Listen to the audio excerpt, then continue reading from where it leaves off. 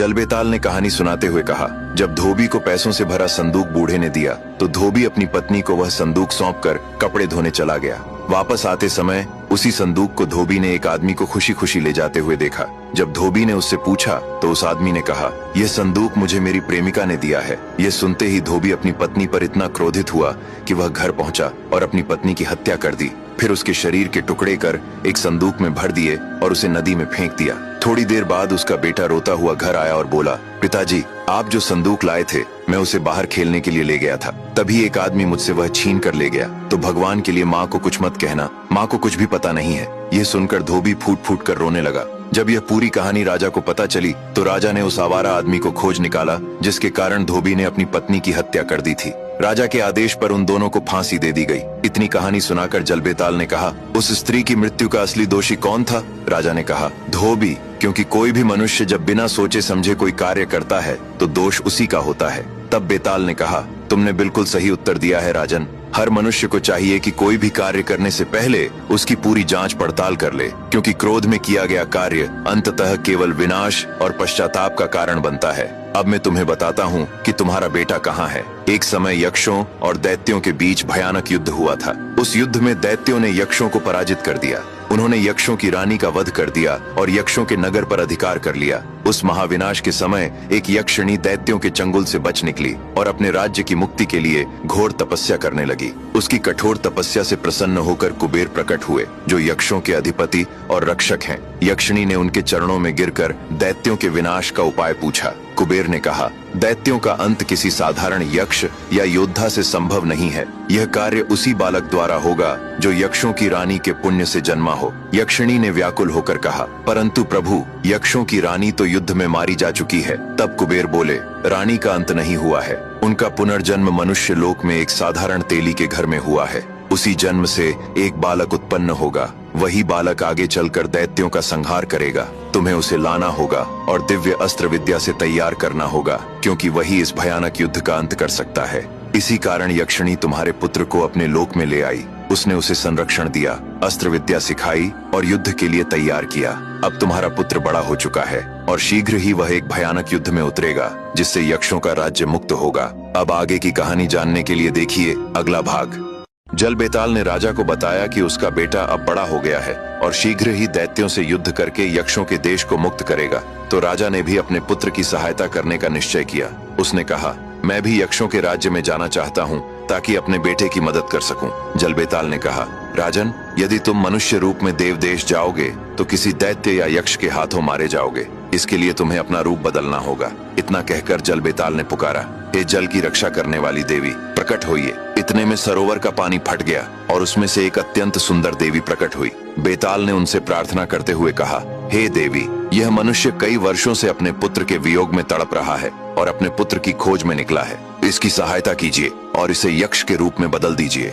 देवी ने अपनी शक्ति से जल अमृत निकाला और राजा को देते हुए कहा, इसकी कुछ बूंदें पी लो, फिर जिस रूप को धारण करना चाहते हो उसका नाम लो, तुम उसी रूप में परिवर्तित हो जाओगे। राजा ने देवी से जल अमृत लिया और उन्हें धन्यवाद दिया। देवी अंतर्ध्यान हो गईं।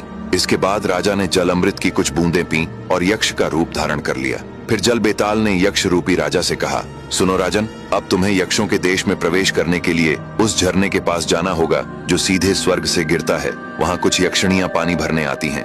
तुम वहीं किसी गुफा में छिपे रहना और जब वे सभी आएं तो रूप बदलकर उनके बीच शामिल हो जाना। इस प्रकार तुम उनके साथ उनके देश में पहुंच जाओगे और वह झरना यहाँ से पश्चिम दिशा में स्थित जलगिरी पर्वत की 7वीं चोटी पर है। इतना कहकर बेताल ने कहा, राजन, अब मुझे आज्ञा दीजिए कि मैं चलूं। राजा ने उसकी सहायता के लिए जल बेताल को हृदय से धन्यवाद दिया और जल बेताल फिर वापस सरोवर में चला गया। अब ब्रह्म राक्षस ने राजा से कहा, राजन, आप मेरी पीठ पर बैठिए, मैं आपको जलगिरी पर्वत पर कुछ ही क्षणों में पहुंचा दूंगा। राजा फिर से ब्रह्म राक्षस की पीठ पर सवार हुआ और ब्रह्म राक्षस उसे लेकर आकाश में उड़ चला। अब आगे की कहानी जानने के लिए देखिए अगला भाग। यक्ष के रूप में राजा ब्रह्म राक्षस के साथ उस झरने पर पहुंचा जहां यक्षिणियां पानी भरने आती थीं। ब्रह्म राक्षस ने राजा को जमीन पर उतारा और बोला, राजन, अब इसके आगे का रास्ता आपको स्वयं तय करना पड़ेगा। इससे आगे मुझे जाने की अनुमति नहीं है। अब मुझे आज्ञा दीजिए। राजा ने उसे दिल से धन्यवाद देकर विदा किया और स्वयं एक गुफा में छिप गया। जब यक्षिणियां पानी भरने आईं, तब यक्ष रूपी राजा यक्षिणियों का रूप धारण कर उनके साथ मिल गया और उनके साथ साथ उनके लोक में प्रवेश कर गया। वहाँ वह एक यक्ष सरदार के यहाँ काम करने लगा। धीरे धीरे वह समय आ गया जब राजा के बेटे ने दैत्यों से युद्ध करने की योजना बनाई। उसने सभी अच्छे योद्धाओं को एकत्र किया और सबको युद्ध की योजना बताने लगा। उसी भीड़ में राजा भी यक्ष के रूप में उपस्थित था। ये पहली बार था जब राजा अपने बेटे को बड़ा होने के बाद देख रहा था। राजकुमार देवता की तरह लग रहा था। सभी ने उसके निर्णय को स्वीकार किया और यह तय हुआ कि वे रात में दैत्यों पर हमला करेंगे। रात होते ही सभी ने दैत्यों पर आक्रमण कर दिया। कई दिनों तक लगातार युद्ध होता रहा। राजा ने भी अपने बेटे का साथ दिया। राजकुमार बहादुरी से लड़ा और दैत्यों के सरदार का सिर काट दिया। सभी दैत्य मारे गए और कुछ डर कर भाग गए। यक्षों ने राजकुमार का भव्य स्वागत किया। उनका देश स्वतंत्र हुआ और राजकुमार को वहाँ का राजा घोषित किया गया। तभी राजकुमार का पिता सामने आया और उसने अपने बेटे को सारी कहानी बताई कि वास्तव में वह कौन है और उसे कैसे यहाँ लाया गया था। सच जानने के लिए राजकुमार ने उस यक्षिणी से पूछा जिसने उसे पाला था और रानी चंद्रप्रभा से उसे यहाँ लाया था। यक्षिणी ने कहा, बेटा, यह सच है कि तुम इन्हीं के पुत्र हो। अब ध्यान से सुनो। मेरा एक बहुत सुखी राज्य था। मैं अपने माता पिता के साथ रहती थी। हम 2 बहनें थीं। जब हम बड़ी हुईं, तो मेरे पिता ने अपना राज्य मेरी बड़ी बहन को सौंप दिया। वह एक अच्छी रानी बनी और सभी लोग सुख से रहने लगे। पर एक दिन किस्मत हमसे रूठ गई। दैत्यों ने हमला कर दिया। इस खूनी युद्ध में मेरा पूरा परिवार मारा गया, पर मैं किसी तरह बच निकली। फिर मैंने कई वर्षों तक यक्षों के स्वामी कुबेर की तपस्या की। वे प्रसन्न हुए और उन्होंने बताया कि मेरी बहन का जन्म पृथ्वीलोक में एक तेली के घर हुआ है। उसका पुत्र ही इन दैत्यों का संहार करेगा और तुम्हारे राज्य को मुक्त करेगा। इसके बाद मैं पृथ्वीलोक गई। वहाँ मैंने पहली बार अपनी बहन को देखा जिसका पुनर्जन्म हुआ था। वह सुंदरता की मूर्ति थी। धीरे धीरे जब वह बड़ी हुई तो मैंने अपना जाल रचना शुरू किया। मैंने ही तुम्हारी माँ की शादी राजा से करवाई और एक शर्त रखी कि जो तुम्हारा पुत्र जन्म लेगा उसे मुझे सौंपना होगा। और जब तुम्हारा जन्म हुआ तो मैं तुम्हें यहाँ ले आई, क्योंकि यही तुम्हारी किस्मत थी। पर मैंने तुम्हें कभी अपने बेटे से कम प्रेम नहीं दिया। यह जानकर राजकुमार को दुख हुआ, लेकिन उसने भी अपनी किस्मत को स्वीकार कर लिया। राजा कुछ दिनों तक अपने बेटे के साथ यक्षिणियों के राज्य में रहा। फिर उसे अपने देश ले आया, जहाँ उसकी माँ वर्षों से अपने बेटे के इंतजार में रोती रहती थी। अंततः राजकुमार एक बार फिर अपने देश में था, जहाँ अपने माता पिता के साथ खुशी खुशी जीवन व्यतीत करने लगा और इस तरह एक सुखद अंत हुआ। तो दोस्तों, कैसी लगी आपको यह कहानी? ऐसी ही और कहानियां सुनने के लिए हमारे साथ जुड़े। जब देवता मौन थे और मनुष्यों का भाग्य अंधकार में लिखा जा रहा था, मगध की धरती पर एक ऐसी कथा जन्म ले रही थी जिसने राजाओं का सिंहासन हिला दिया, देवियों के वचनों को तोड़ दिया और एक ऐसे बालक का जन्म हुआ जिसका नाम आने वाले युगों में भय और विश्वास दोनों का प्रतीक बना। इसकी शुरुआत हुई मगध देश में। मगध में एक गरीब तेली रहता था। उसकी एक बहुत ही सुंदर कन्या चंद्रप्रभा थी। एक दिन राजा ने तेली को अपने दरबार में बुलाया और उससे कहा, मैंने सुना है कि तुम्हारी एक बहुत ही सुंदर बेटी है जो जादू विद्या में पारंगत है। तुम उसे कल सुबह मेरे दरबार में ले आना। अगली सुबह जब चंद्रप्रभा को राजा के दरबार में पेश किया गया तो उसकी अलौकिक सुंदरता देखकर सभी दरबारी हैरान रह गए। रानी ने जब चंद्रप्रभा को देखा तो उसके हृदय में ईर्ष्या की आग भड़क उठी। रानी बिस्तर पर लेट गई और 2 दिनों तक बिना खाए पिए केवल विलाप करती रही। जब यह बात राजा को पता चली तो राजा के पूछने पर रानी ने कहा, मैं चाहती हूँ कि तेली की बेटी को फिर से दरबार में बुलाया जाए और उससे कहा जाए कि पशुओं के खाने के लिए रखी गई भूसी को सोने में बदल दे। यदि वह सच में जादू विद्या में पारंगत होगी तो यह कार्य कर देगी, और यदि वह ऐसा न कर सकी तो उसे झूठ बोलने के दंड में फांसी दे दी जाए। यह सुनकर राजा बहुत हैरान हुआ, लेकिन रानी के आगे उसकी एक न चली। अगली सुबह चंद्रप्रभा को महल में बुलाया गया। राजा के आदेश पर उसे एक बड़े कक्ष में ले जाया गया। चंद्रप्रभा को छोटे मोटे जादू का ज्ञान तो था, लेकिन उसमें इतनी शक्ति कहाँ थी कि वह भूसी को सोने में बदल सके। वह अपने दुर्भाग्य को कोसते हुए फूट फूट कर रोने लगी और रोते रोते ही सो गई। आधी रात के समय अचानक कक्ष की दीवार कांपने लगी और एक जोरदार आवाज के साथ दीवार फट गई। उसी में से एक अत्यंत सुंदर यक्षिणी प्रकट हुई। उसने चंद्रप्रभा को जगाया और कहा, तुम्हारी दुख भरी पुकार मेरे लोक तक पहुंच गई और मैं स्वयं को यहाँ आने से रोक न सकी। मैं इस पूरे कक्ष को सोने से भर दूंगी, लेकिन इसके बदले मुझे तुमसे कुछ चाहिए। चंद्रप्रभा ने विनती करते हुए कहा, हे देवी, कृपया बताइए आपको मुझसे क्या चाहिए। यक्षिणी बोली, कल तुम्हारा विवाह राजा से होगा और ठीक 1 वर्ष बाद तुम्हें एक पुत्र की प्राप्ति होगी। वही पुत्र मुझे चाहिए। भय और विवशता में चंद्रप्रभा ने यक्षिणी की शर्त स्वीकार कर ली। पल भर में यक्षिणी ने पूरे कक्ष को चमकते हुए सोने से भर दिया और अदृश्य हो गई। अगली सुबह जब कक्ष का द्वार खोला गया तो पूरा कमरा सोने से जगमगा रहा था। यह दृश्य देखकर राजा अत्यंत प्रसन्न हुआ। उसने चंद्रप्रभा की सुंदरता और इस चमत्कार से प्रभावित होकर उससे विवाह करने का निश्चय कर लिया। राजा और चंद्रप्रभा का विवाह बड़े धूमधाम से संपन्न हुआ। ठीक 1 वर्ष बाद उनके यहाँ एक तेजस्वी पुत्र का जन्म हुआ। अब आगे की कहानी जानने के लिए देखिए अगला भाग। यक्षिणी के वरदान से चंद्रप्रभा और राजा का विवाह हुआ। 1 वर्ष उपरांत चंद्रप्रभा ने एक तेजस्वी पुत्र को जन्म दिया। लेकिन एक दिन जब चंद्रप्रभा अपने बच्चे के साथ सो रही थी तभी अचानक धरती कांप उठी। महल की दीवार फट गई और उसमें से वही यक्षिणी बाहर निकली। उसने चंद्रप्रभा से कहा, रानी, अब वह दिन आ गया है जिसका तुमने वचन दिया था। तुम्हें यह बच्चा मुझे सौंपना होगा। यह सुनकर चंद्रप्रभा कांपने लगी। वह बार बार यक्षिणी से विनती करने लगी कि उसका बच्चा न ले, लेकिन यक्षिणी ने राजकुमार को गोद में उठाया और गायब हो गई। रानी पुत्र वियोग में पागल हो गई। जब राजा ने यह सुना तो उसने चारों दिशाओं में योद्धाओं को भेजा। जादूगरनियों, ज्योतिषियों और तांत्रिकों ने बहुत कोशिश की पर बच्चे का कहीं पता नहीं चला। धीरे धीरे दिन गुजरने लगे। उधर वह बच्चा यक्षिणी के देश में पलने लगा। वह उसे माँ की तरह पालती थी। इधर रानी चंद्रप्रभा दिन रात अपने पुत्र के लिए रोती रहती और राजा भी व्याकुल रहता। जब हर तरफ से असफलता मिली तो राजा ने स्वयं निर्णय लिया कि वह अपने पुत्र को ढूंढने निकलेगा। वह एक मजबूत घोड़े पर सवार हुआ और यात्रा पर निकल पड़ा। जब शाम हुई तो वह एक वीरान वन के पास पहुंचा और वहीं रात बिताने की सोची। भूख लगने पर राजा ने पास के पेड़ से बेल तोड़कर खाई। प्यास लगी तो उसने देखा कि पास ही एक कुआं है जो एक बड़े ढक्कन से बंद है। उस पर जादुई अक्षरों में कोई मंत्र लिखा था। राजा ने सोचा कि यह कोई पुराना शिवालय होगा और संभव है किसी राजा ने यह मंत्र लिखवाए हों। पानी पीने के लिए उसने ढक्कन हटा दिया। ढक्कन हटते ही कुएं से काला धुआं उठा जिसमें से काजल जैसा काला भयानक ब्रह्म राक्षस बाहर निकला। वह गरज कर बोला, मुसाफिर, तुमने मुझे आजाद कर दिया है।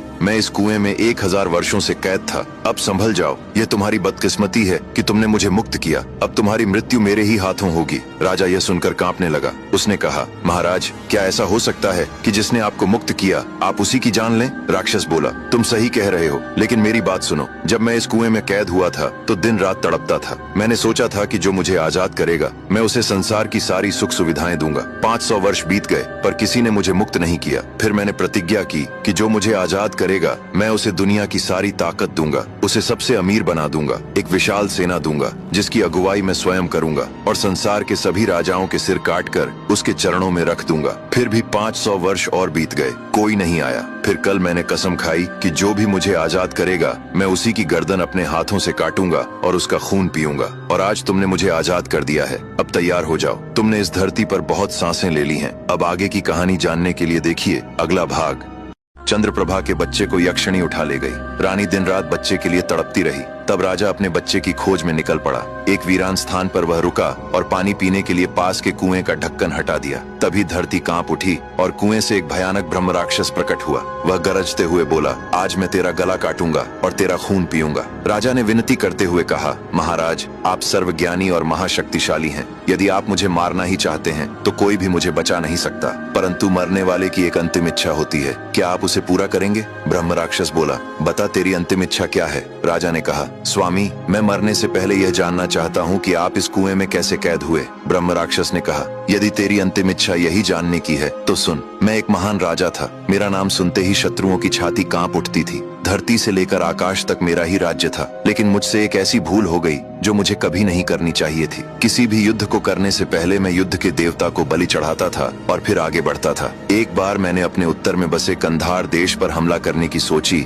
और अपने साथियों समेत युद्ध पर निकल पड़ा। शत्रु को हराकर लूटपाट की और सारा धन लेकर समुद्री रास्ते से वापस लौटा। समुद्र में एक दिन की यात्रा पूरी हुई। दूसरे दिन अचानक भयंकर तूफान आ गया। जहाज को आगे बढ़ाना मानो मृत्यु को बुलाना था, इसलिए मेरे सभी सैनिक समुद्र किनारे रुक गए और वहीं रात बिताने की व्यवस्था की गई। परंतु उस रात के बाद जब भोर हुई तो मैं अपने घोड़े पर सवार होकर ब्रह्म मुहूर्त में शिकार के लिए अकेला निकल पड़ा। एक जंगली सुअर का पीछा करते करते मैं बहुत दूर निकल गया। थककर एक सरोवर पर पहुंचा, वहां पानी पिया और उसी के किनारे एक वृक्ष के पास बैठ गया। थोड़ी ही देर बीती थी कि एक अत्यंत सुंदर कन्या वहां स्नान करने आई। वह किसी अप्सरा से कम नहीं थी। उसने अपने वस्त्र उतार दिए और नग्न होकर स्नान करने लगी। दुर्भाग्यवश उसकी सुंदरता देखकर मैं उन्मत्त हो गया और मैंने उसे पकड़ लिया। वह स्त्री पराये पुरुष को देखकर भय से कांपने लगी। तभी वह क्रोध से भर उठी उसने गुस्से में कहा, नीच पापी, तूने आज स्वयं अपनी मृत्यु को पकड़ लिया है। इतना कहकर उसने जोर से 3 बार धरती पर पैर पटका